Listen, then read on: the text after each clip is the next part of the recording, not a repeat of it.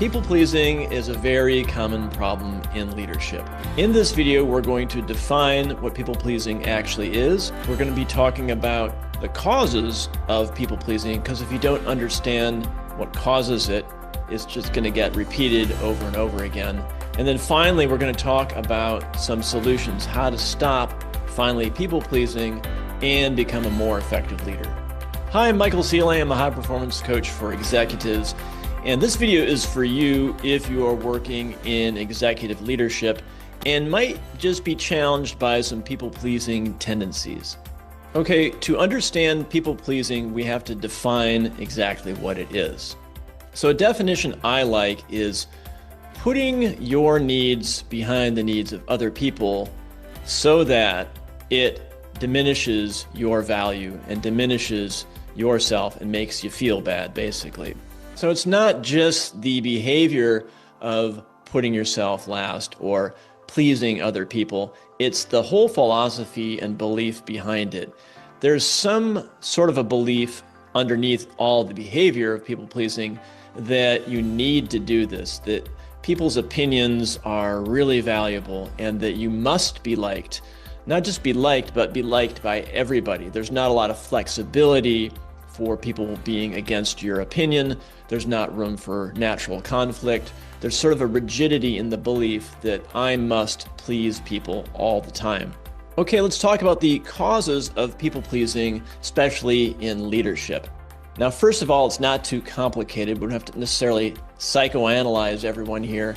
It's human nature. We like to be liked by people. That's kind of how we are wired. So it's not that complicated. The problem is that when it gets to a level where it creates a problem, not just for you, the people pleaser, but also for the organization where you're working. You're not actually expressing your opinion. Maybe you're not firing someone who needs to be fired. You're not assertive enough. Things aren't progressing. So other causes of people-pleasing, like I said, human nature, but also it is societal, it's cultural. There's a whole combination of influences in your environment that may have sculpted your beliefs about the need to people-please. So let's just keep it simple. We don't have to pathologize people-pleasing. It's just simply a common issue in leadership. Okay, let's talk about how to stop people-pleasing, because that's probably why you're watching this video, is that you have some people-pleasing tendencies and you want to stop. Okay, the first way to stop your people-pleasing tendencies is stop calling yourself a people-pleaser if you're doing that. Because what that does is it becomes an identity. You're actually literally telling yourself through repetition, programming yourself that it's part of your identity. And if it's part of your identity, that means you can't change. So stop calling yourself a people pleaser if you're doing that. Instead, say I have people pleasing behaviors that I would like to change. Okay, the next thing I'd like you to start doing, if you haven't already, is thinking about your role as a leader. So your role as a leader is not to be friends with the team, with your team. You can be friendly, but you're not necessarily friends. You can hang out with them, you can do all these things, but you have to understand that your primary role is that you're the leader and the boss, and you got to tell people what to do. You got to guide them. You have to give them feedback. All of these things come with the duties of that role. Okay, the next way to stop people pleasing is to be thinking about this idea of flipping the script. If you are being reasonable when you're talking to someone or quote unquote confronting them or guiding them or challenging them, think about the word reasonable. And if you're being reasonable, please expect that that's normal. And if you were being told something and you're a reasonable person, you're not going to freak out. So you need to be coming into these relationships as a leader of really understanding that it's people's responsibility to be reasonable adults. And if they're not, that's a good vetting tool to know that maybe they need to work somewhere else. Ultimately, as a leader, you have to let go of that attachment to outcomes for that other person.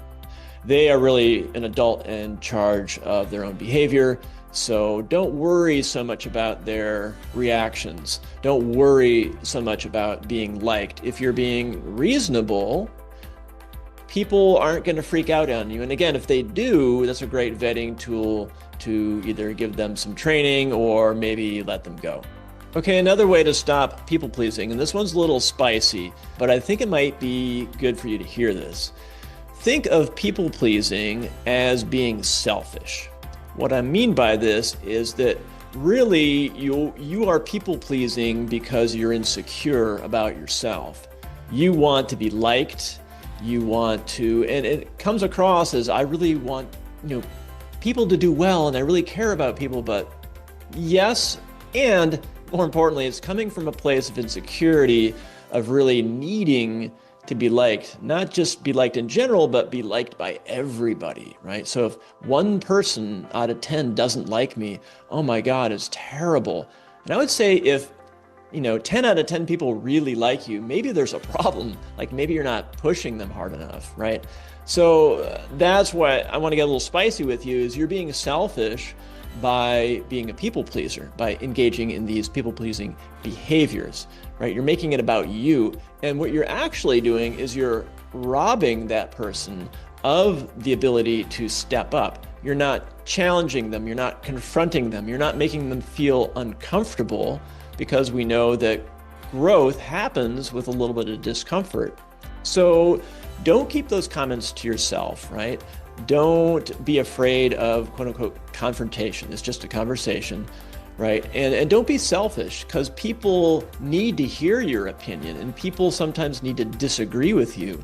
And if they don't like you for a short amount of time, that's fine. They'll get over it. And if they don't like you and you're being reasonable, that's their problem. And again, that's a great vetting tool if there's people who somehow hate you for being like a good, reasonable leader. Okay, finally, I have a rule that you can use to stop people pleasing. I call it the 25-50-25 rule in executive leadership. It's a pretty common maxim, 25-50-25 rule. So it goes like this. When you propose something as a leader, 25% of the people in your organization are going to really like the idea. It's going to resonate with them. 50% of the people are going to be like, sounds good, whatever, they're going to kind of go along with it. They're not enthusiastic. They don't hate it. And then there's a final 25% who are not going to like it, who may push back on it or may go along with it, but kind of like not really do the work. That's that 25%, right? So again, 25% of people will like your leadership guidance. 50% may kind of just be whatever about it. And then there's a 25% who just won't like it. Now, the problem, people who engage in people-pleasing behaviors, I'm being careful with the term people pleaser. I want to stop using that. But if you engage in people-pleasing behaviors, most likely you're concerned about that 25% that don't like your idea. You're hyper-focused on that, and you're like, how can I get 100% of the people on my team to be really enthusiastic and be, go along with my mission and all this kind of stuff? And it's just not a reality.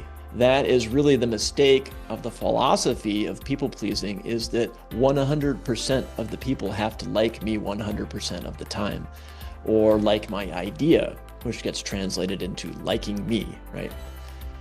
So think about that 25-50-25 rule. If there's 25% of the people who don't like it, tough. If 75% of the people are basically okay with it, that means it's probably a reasonable, again, the word reasonable, leadership decision. So stick with it, right? Get over this addiction to 100% approval by people. It doesn't mean you're a bad leader. It's just the way the curve goes, right? Like there's never going to be 100% of the people performing at the level that you want or agreeing with you. And that's, I think, the big message here today in this video is be more flexible in how you perceive other people's approval or disapproval. You're never going to get 100% approval. And if you are, that probably means you're doing something wrong. So I hope this helps you.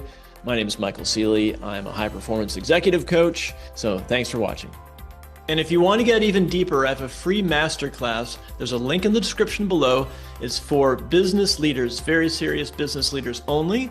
It's a free class. There's no upsell, pure information to you. Because if you've watched the video this far, it means that you're really interested in up-leveling as a leader. And there's some common psychological blocks that really hold leaders back from implementing a lot of these strategies. So I want to help you with that. And the class is really going to help. There's a link in the description below, and you'll have access to that free masterclass.